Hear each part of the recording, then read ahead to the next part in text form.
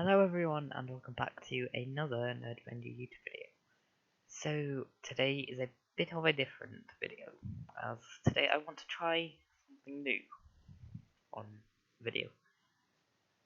I'm going to try and teach you something today. I'm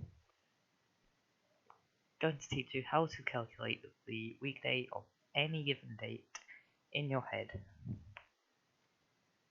It's called the Doomsday algorithm. Yeah, the bottom there, just indicating who it is by. Right, so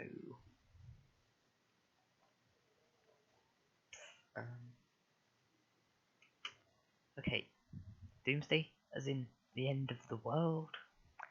Doomsday has two meanings. The aforementioned meaning, but it is also the term for a date that falls on the same weekday as any other Doomsday on the Gregorian calendar. Gregorian calendar? What? The Gregorian calendar is the calendar system that is used in most countries nowadays, consisting of 365 days in a year and 366 days every fourth year, more commonly known as a leap year, making the average year 365.2425 days long, which is approximately equal to how long it takes the Earth to orbit the Sun. Only a difference of... wait. Just doing maths in my head again, right? Which is a difference of a 30,000th of a day. Due to this structure, some dates always fall on the same weekdays as others. These are the doomsdays that I've been referring to. The Gregorian calendar repeats every 400 years. So, for instance, today is 26th of October 2019, and it's a Saturday. This means that the 26th of October 1619 will have also been a Saturday, and the 26th of October 2419 will also be a Saturday. So, what dates are these doomsdays? There are many different combinations of doomsdays, but the following are the easiest to remember. 3rd of January, 4th of January in a leap year, 28th of February, 29th in a leap year, 14th of March, 4th of April, 9th of May, 6th of June, 11th of July, 8th of August, 5th of September, 10th of October, 7th of November, and 12th of December. Now you might be thinking, how on earth am I going to remember these? Well, there's a few different tricks that I'm going to tell you that will help you to remember them. So first, let's start with something obvious. For all the even months, with the exception of February, the day is the same as the number for the month. Then for another 4, we've got 9th of May, 11th of July, 5th of September, 7th of November. You can remember all of these by remembering the phrase, I'm working 9 till 5 at the 7-Eleven. I know most of my audience is English, but I do hope that I don't have to explain what the 7-Eleven is. Right, you've got 14th of March, which is Pi Day. You've got 28th of February, 29th in a leap year, which can be better remembered as just the last day of February that year. And then, lastly, you've got 3rd of January, 4th in a leap year. To remember the 4th in a leap year, you can just remember that a leap year occurs every 4 years, which corresponds to the 4 in the January.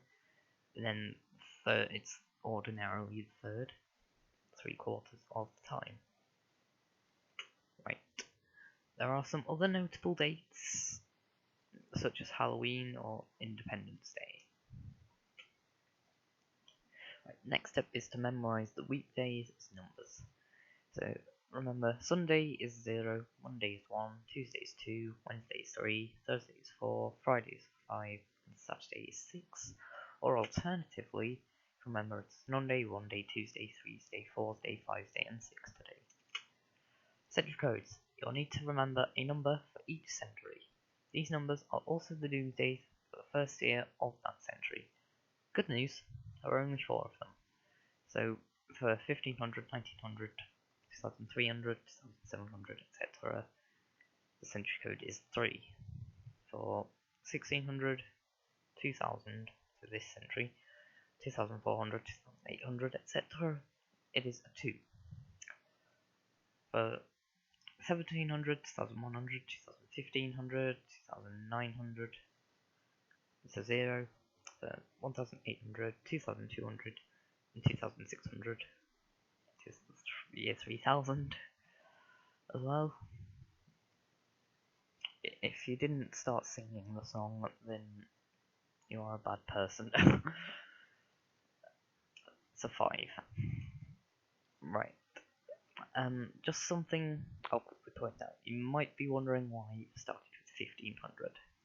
Well, the Gregorian Calendar wasn't implemented until I believe here in Britain it was in 1582 that it was first implemented. Don't quote me if I'm wrong on that. Yeah, and also if you're wondering, the calendar that was used before the Gregorian calendar was the Julian calendar, which was devised by Julius Caesar, obviously a long time before the introduction of the Gregorian calendar, and for I think about a 70-year period that there was between the Gregorian calendar first being introduced and every European country using it. A lot of the time dates were written in both the Julian and Gregorian format. Yes. So next up, onto the math, or the math. Yeah. Most of my audience is English, but there are more American people in the world, so I'll cater to both. Right. Calculating the doomsday of a given year. Right, you want to integer divide, or divide but discount the remainder. There should be an of there, of the last 2 digits of the year by 12. Then you want to subtract the answer above from the last 2 digits of the year, in other words, the remainder. Find how many times 4 goes into the remainder, and for you just want to use the century code for that year. You want to add all 4 together and divide the result by 7, and the remainder corresponds to the doomsday for that year. E.g., if you get 0, then you know the doomsday for that year is a Sunday. For that last step, alternatively, you can just keep subtracting 7 until the number you have left is 6 or lower. Or alternatively, you can't subtract 7 without going into minus numbers. But whatever floats your boat, whatever works best for you. Mathematics is hard. So move from the doomsday to the date in question. You now hopefully have the doomsday for the year in question. You should hopefully remember the doomsday for each month. You know the weekday of the doomsday. It's now just a case of counting forwards or backwards to get to the exact date you are looking for, and that's it. Time saving tip: the doomsday for next year is the next day of the week if the next year is not a leap year. If next year is a leap year, then the doomsday for the next year is 2 weekdays long. So what I mean by this is the doomsday this year, 2019, is a Thursday. Next year is 2020, which is a leap year. If you're unsure whether a year is a leap year or not, just divide it by 4. If it divides exactly, then it's a leap year. 2020 does, because 505 times that by 4, that's 2020. And yeah, 2020 divided by 4 is 505. Yeah, because it's a leap year, we skip forward 2 weekdays, the doomsday of 2020, which will be a Saturday. And the Doomsday for 2021 will be a Sunday, 2022 will be a Monday, 2023 will be a Tuesday, 2024 is a leap year again, so it's a Thursday, but I could go on all day with that, but I won't. Right, one last thing. This algorithm does seem difficult at first, and you might be thinking to yourself that you are not able to do it. You will get better the more you practice it. I would advise that if you are struggling, you should try to do it with the important information in front of you, i.e. the century codes, different doomsdays for each month, etc. Because I first learned of this algorithm when It's Okay to Be Smart did a video on it the day before my birthday last year, 2018. It was 16th of January 2018, which was the day before my birthday. And when I first watched it, I didn't understand it at first. But over time, I did begin to get the grasp of it. Sorry, get the gist of it would probably make more sense. And yeah, the more you practice it, the better you'll be at it. Yeah, so I think one thing that will help is if you watch me do some examples, and I will show you them. So let's cut to it. Right, okay, so bit of trivia for you. What date was the American Declaration of Independence signed? I mean, given I did show you the date in the PowerPoint, you've got a decent chance of getting it right. And you should rightly assume the year is on the Gregorian calendar. I'll give you a couple of seconds. Right, time's up. Correct answer is... No, click the wrong tab. Sorry, I draw very badly. 4th of July, 1776. Dear... Sorry, that's awful. I should really move this, give me more space for my mouse. Right, so I'm going to go through each individual stage with you to find the weekday of it. So we will start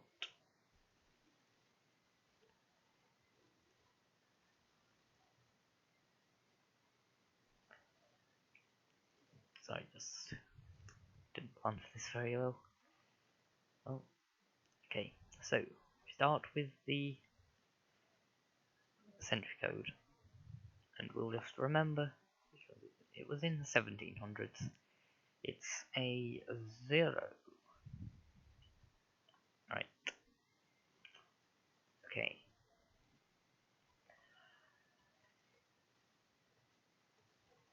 So, integer divide.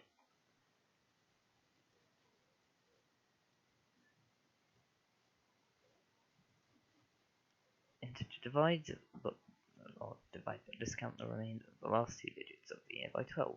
So, do it here. So, okay. Right. I mean, the symbol that I use for integer division is a double slash, but that's just because it's the Python syntax for it. So 76 divided by integer divided by 12. That is, just give me a second. It's 6.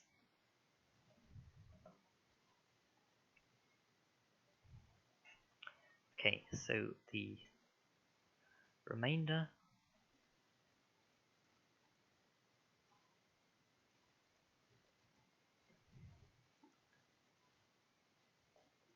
could have just wrote this out, but the remainder's 4. Cool. I'll just show you the step quickly. Subtract the answer above from the last 2 digits of the year. 76 minus 70. 76 minus 72 is 4.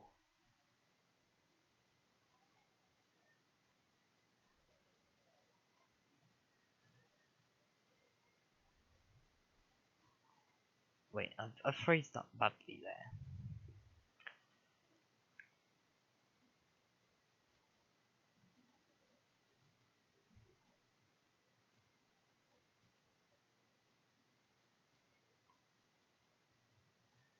Oh wait, have I?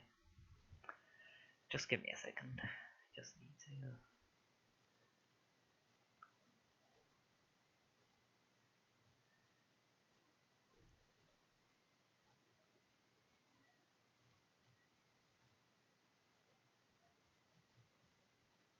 Yeah, if I just rephrase it quickly, just give me a second. Okay, that's slightly better. Subtract the answer above times 12. So, just on that. So, step 3, find out how many times 4 goes into the remainder. That's very easy. 4 divided by 4 is equal to 1. And wait, I forgot to show you that. 4 divided by 4 is 1. Last step, penultimate step. Century code for that year, well, we remember that. It was 0, and we add them all together, and then divide the result by 7. So,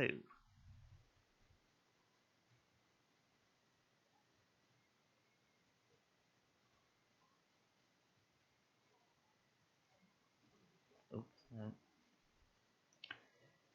So 6 add 4 is 10, add 1 is 11, and then 11 divided by 7 goes once, remainder 4. So we're left with a 4, which means Doomsday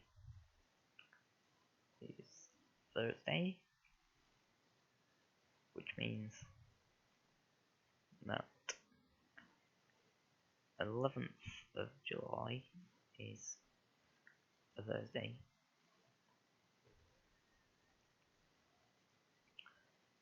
And the date in question that we are looking for is the 4th of July, which must also mean that 4th of July also equals a Thursday. So that means the American Declaration of Independence was signed on a Thursday. Sorry that example took a bit of a while. It's just, I'm horrible at drawing on computers, and I made a complete technical malfunction in the PowerPoint that I did not explain the step properly. But hopefully you've got a better idea of what you're meant to do from the example. I'm going to ramp up the difficulty slightly. We'll cut right to it now. Okay, so I started my YouTube channel on the 8th of September 2015. Shall we work out what weekday that was? Okay, so simply just by writing that day out. Make the handwriting a bit messy, doesn't matter. Although I think that 5 needs a bit more detail. Probably made it worse for doing that, so I'll undo that. So, start with, we will start by looking century codes. So it's here, we're looking in 6000, so the century code is 2. So the first step is to integer divide the year, the last 2 digits of the year, by 12. So 2015, 15 integer divide by 12 equals 1.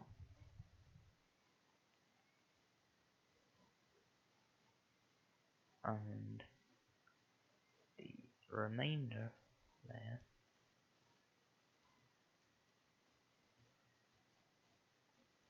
is 3. Again, you could do that the way that I've said on the PowerPoint, but I just prefer to work it out in my head. So, oh wait, I haven't even switched over. Yeah, there you go. Right, so third step, find how many times 4 goes into the remainder. Okay.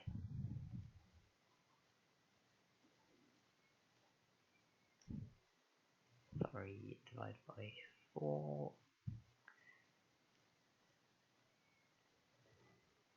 is less than 1. So it is basically 0 in this case. And then the last step, well, I say last step, penultimate, but last bit of data, we need to the century code, which, as we remembered,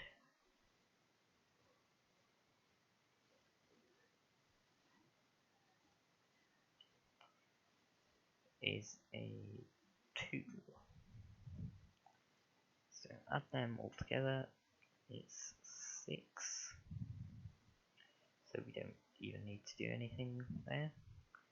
But we know the Doomsday in 2015 would have been a Saturday. I'm just checking in my head to make sure that's right.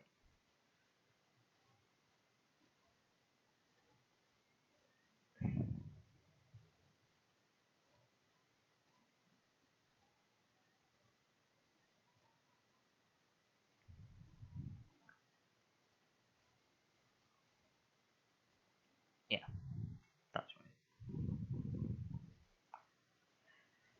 Okay, but our work is not done there.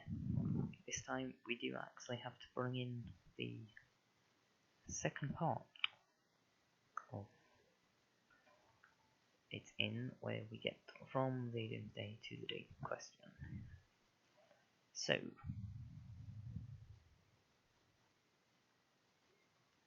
if you remember the Doomsday in September, which I hope you do. And I need to switch back over. Doomsday in September, but 9 to 5, 5th of September